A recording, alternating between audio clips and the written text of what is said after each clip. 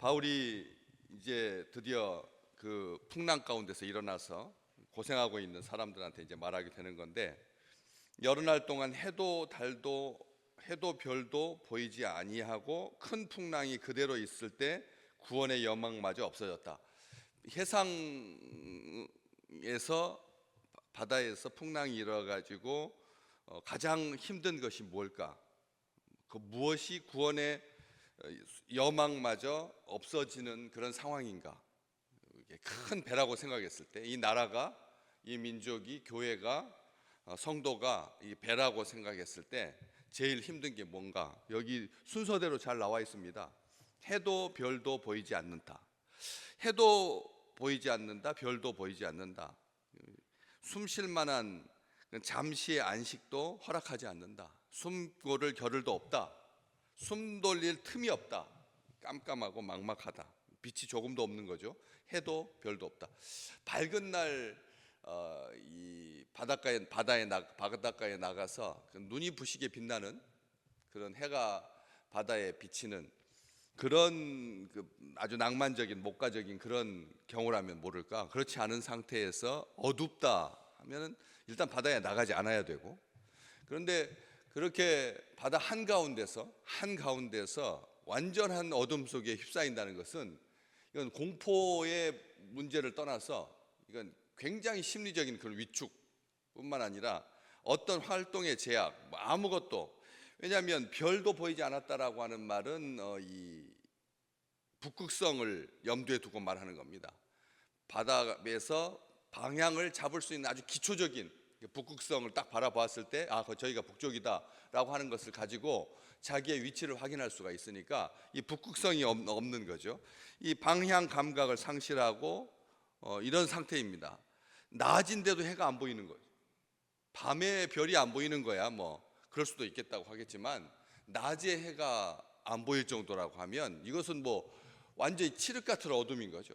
어떻게 그럴 수가 있을까? 낮에 해도 안 보일 정도다, 해가 안 보일 정도다라고 하면 얼마나 짙은 어둠 가운데서 보여야 정신도 차리고 수습도 하고 할 텐데, 낮에도 해가 안 보이고 밤에도 별도 안 보이고, 그러니까 아비규환인 거죠. 비명만, 소리만 가득하고 숨 멎을 듯한 그런 공포와 절망감 가운데서 한치 앞도 내다볼 수 없는 그런 상황, 구원의 여망이 없는 거예요. 전혀 없는, 이게 하루 이틀도 아니고 열흘이 넘어가서 보름 가까이 이렇게 진행되다 보니까 사람들이 완전히 탈진하고 죽게 되는 거죠. 여기 뒤에 바로 여러 사람이 오래 먹지 못하였으며, 여러 사람이 오래 먹지 못하였다. 한두 끼가 아니라 열흘, 어떻게 사흘 금식도 어려운데 열흘이 넘어가는 상태에서 아무것도 먹지 못, 어떻게 먹을 수가 있겠습니까? 완전히 그냥 전복될 듯이 뒤집혀질 듯이 모든 짐과 곡식을 다 내다 버렸으니까 곡식도 소망이 안 되고 짐도 소망이 안 되는, 별도 없고 해도 없는 거죠. 한마디로 말하면 정말 구원의 여망마저 없어졌다라고 하는 이 누가의 기록이 정확한 겁니다. 아주 정확합니다. 극한 상황에 계속 내몰리게 되는 거죠. 그런데 우리가 여기서 이 해도 별도 보이지 않았다라고 하는 것이 바다 상황에만 해당되는 건가? 바다에서만 이게 위험한 건가? 육지에서는 해와 별이 안 보여도 괜찮은 건가?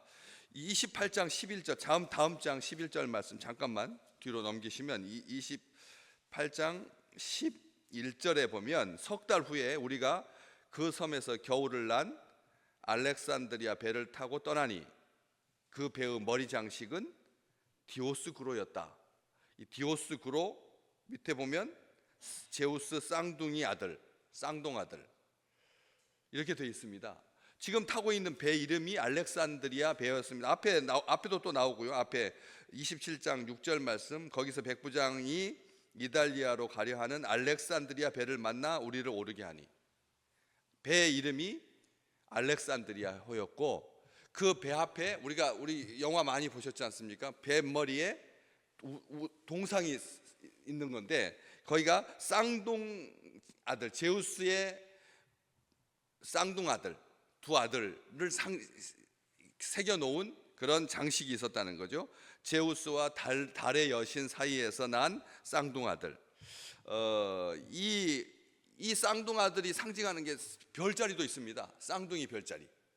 또 바로 그 별자리인데 무슨 의미냐면 온갖 어려움 속에서 도움을 주는 신, 온갖 어려움 속에서 도움을 주는 신으로 숭상받던, 그래서 자주 이 쌍둥 아들 우상은 배 머리에다가 새겼습니다. 배 머리에다 새겼는데 우리가 뭐 인어도 새기기도 하고 뭐 우리가 생각할 때 장식으로만 기능할 것 같은데 이게 주술적인 의미가 있는 거예요. 그래서 이것이 우리에게 경고하고 있는 거죠. 뭐냐면 조난당한 뱃사람을 돕는 보호자라고 하는 이 쌍둥아들 이 쌍둥아들 우상이 이 조난당한 사람, 특별하게 항해의 신이 아니라 항해하다가 조난을 당했을 때 참 사람들이 정말 대단하죠. 그냥 전쟁의 신이 아니라 전쟁의 신 가운데서도 창의 신이 있는 거예요. 전쟁의 신 가운데서도 부상당한 사람의 신이 있는 거예요. 그러니까 사람들은 이렇게 넘어져도 보호받으려고 하고 저렇게 쓰러져도 보호받으려고 하는 그런 마음이 가득한 거죠. 가득한 겁니다. 어떠세요? 신앙생활 할 때 우리가 오직 하나님, 오직 주님 그렇게 막 하지만 그래서 진짜로 우리의 삶 가운데서 오직 주님입니까? 오직 하나님이시던가요? 이 조난당한 뱃사람을 돕는 보호자, 그걸 앞에다 새기고 항해를 하는 배가 조난당한 거예요. 참 웃기죠. 우리 생각에 그런 우상을 섬기면, 그 숭배하면, 거기다 제사하면, 거기다 절하면 보호를 받을 것 같은데 전혀 그렇지 않았다는 거죠. 풍랑이 그대로 있음에 살 수 있다는 희망이 사라지게 되고 상황은 조금도 나아지지 아니하고 점점 더 절망적이 되고 수그러들지 아니하고 잦아들지 아니하고 진정될 기미가 조금도 전혀 보이지 아니하고 살기 위해서 식량을 버렸고 최후의 보루, 그렇잖아요. 식량, 다른 것은 다 버리더라도 먹을 것 정도로 좀 남겨놓을 것 같은데 여기 좀 힌트가 있습니다. 21절에 보면 여러 사람이 오래 먹지 못하였다. 왜 여러 사람이라고 했을까요? 이 배에 타고 있던 사람이 몇 명이죠? 276명인데 여러 사람이면 몇 명까지가 여러 사람일까요? 275명까지가 여러 사람인가요? 아니면 몇 명이요? 몇 명 정도는 굶주리 먹었다는 것을 볼 수가 있는 거죠. 여기 왜냐하면 다 굶었다 그래야 되잖아요. 전원이 싹 다. 그런데 21절 말씀에 보면 여러 사람이라고 되어 있거든요.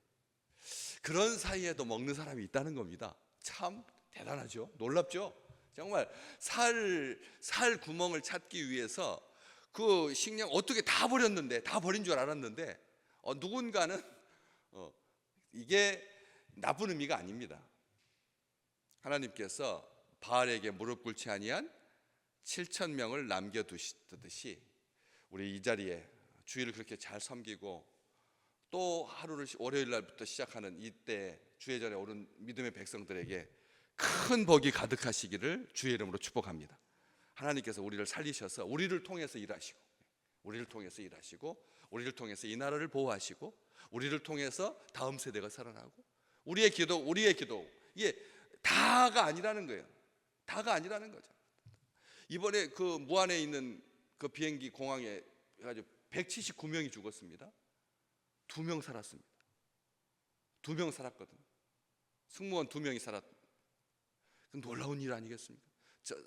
전원 다 사망할 것 같아도 그 비행기가 떨어지는 건데, 비행기가 추락하는 건데, 비행기가 수도 못한 건데 그 공중에서 폭발해버리면 다 죽잖아요. 근데 땅에 도착한 다음에 가가지고 견고한 물건에 부닥쳐가지고 그래서 다 불탔지만 살아날 수가 있었던 것처럼 하나님께서 7배나 뜨거운 불 속에서 인자와 같은 이와 함께 다니엘의 세 친구가 살아났던 것처럼 그 불 속에서 아무도 살 수 없잖아요.